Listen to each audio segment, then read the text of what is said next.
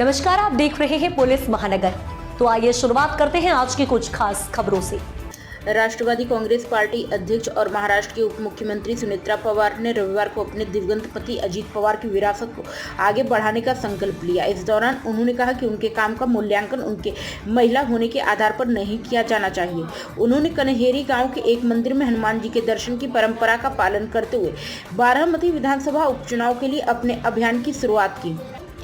सुनेत्रा पवार ने इस दौरान कहा, शो में इस बात को लेकर आशंकाएं थी कि एक महिला होने के नाते क्या वह इस जिम्मेदारी को निभा पाएंगी।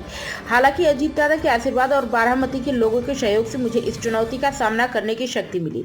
सुनेत्रा पवार ने इस दौरान तत्कालीन उप मुख्यमंत्री अजीत पवार के विमान हादसे में हुए निधन का भी जिक्र किया। उन्होंने कहा कि घटनास्थल पर बिखरे हुए कागजात इस बात के गवाह हैं कि अजीत दादा अपनी आखिरी सांस तक काम करते रहे। उन्होंने कहा, उनके दुखद निधन के बाद हमें उनके कार्यों की विरासत को आगे बढ़ाना होगा। अन्य किसी भी विचारधारा से अधिक समाज सेवा अजीत दादा की विचारधारा थी और वे जाति पंथ या धर्म की परवाह किए बिना सभी को न्याय दिलाने के लिए प्रतिबद्ध थे। सुनेत्रा पवार ने इस बात पर जोर दिया कि वह एक ऐसे परिवार की बहू है जिसने महिलाओं के लिए नीतियां बनाने में महत्वपूर्ण भूमिका निभाई है और उनके काम का मूल्यांकन जेंडर के आधार पर नहीं किया जाना चाहिए। उन्होंने अजीत पवार द्वारा शुरू किए गए विकास कार्यों को आगे बढ़ाने का वादा किया और आश्वासन दिया कि बारामती तहसील के 33 गांव में पानी की कमी का समाधान किया जाएगा। इस वर्ष जनवरी में विमान दुर्घटना में अजीत पवार की मृत्यु के कारण 23 अप्रैल को उपचुनाव कराना आवश्यक हो गया था।